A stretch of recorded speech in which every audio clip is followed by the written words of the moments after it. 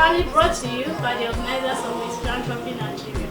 And I remain your humble host, Queen Happiness Loius, Miss Philanthropy Nigerian Culture 2020. And here with me today in the studio, I have Comrade David Yakubu Audu, a proud native of the Koro tribe, who is here with me to give some educative advice to the youth of Nigeria, a reason why they should embrace their beautiful cultural heritage. Thank you very much, Comrade. Thank you for having me. Thank you. I really appreciate you being here today. Please, can you give us a little presentation about yourself? Thank you very much for this wonderful opportunity. I'm by name Comrade David Audu Yakubu Dokuma, a native of FCT Abuja, a member of Original Inhabitant Development Association, OIDA, FCT. I represent Koro Nation. Koro is my culture, my pride, and my heritage. I'm proudly Koro. Thank you for having me. Thank you very much. You are proudly a Koro man. I've seen that. The way you spoke about that part, you said Koro is my heritage. I'm proud of it. I'm really happy to hear that. Because this program is aimed at promoting the cultural heritage. We discovered that in our society that a lot of youth have no regard for their culture. They are letting it go. And you know, culture is our value, is a heritage. So we should be proud of it. Okay, sir, we want you to just give us your general perspective about culture, not speaking as a Koro man now. Speak as a human being that just tell us a little things about culture. When you hear the word culture, what will come in your mind is the way of life, the way of living of an individual. It could be a group of people, it could be the society at large, or the nation within a specific period of time.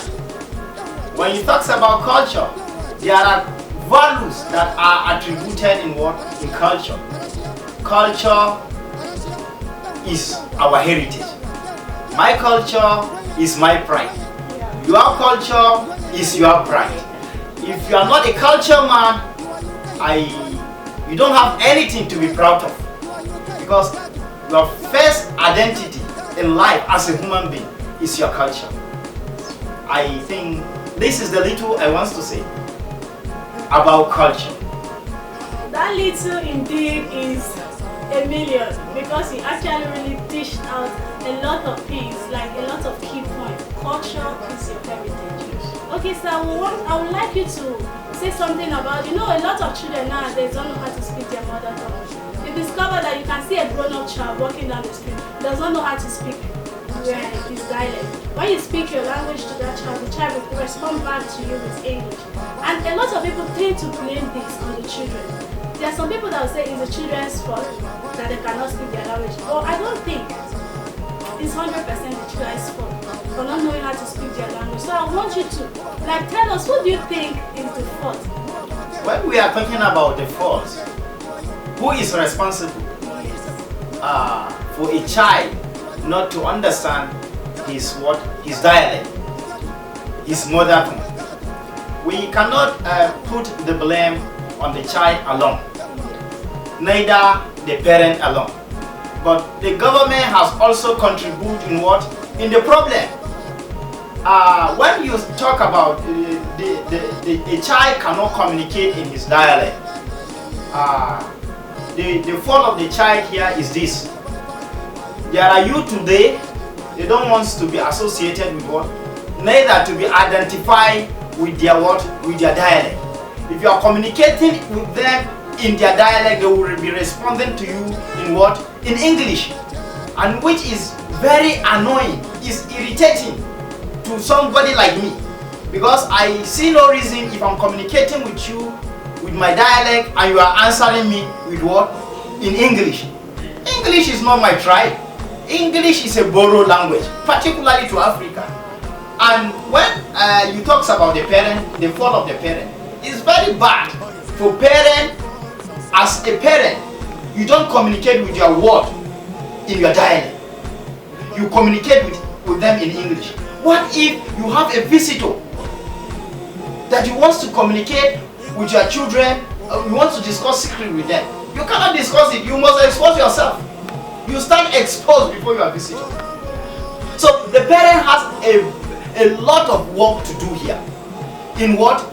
To inculcate this habit in what? To their work.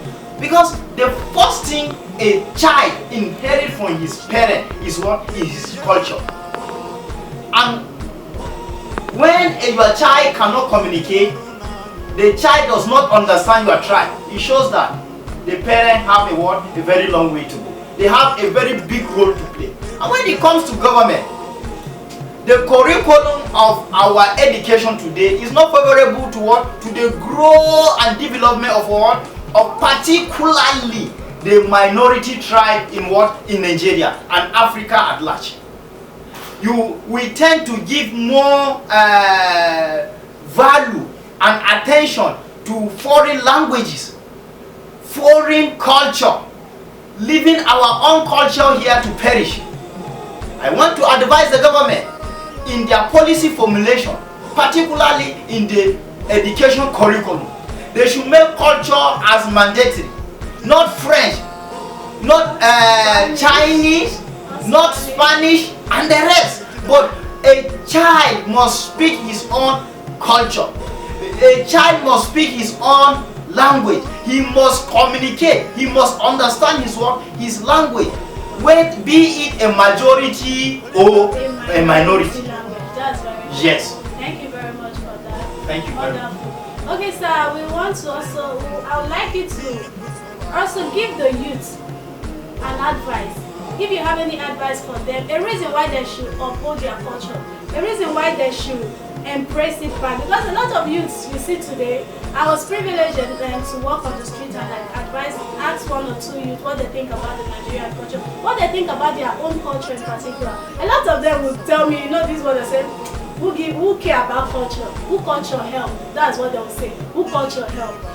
But I believe most of them, they are saying that because they don't have a reason why they should embrace their culture. So do you have one advice for them?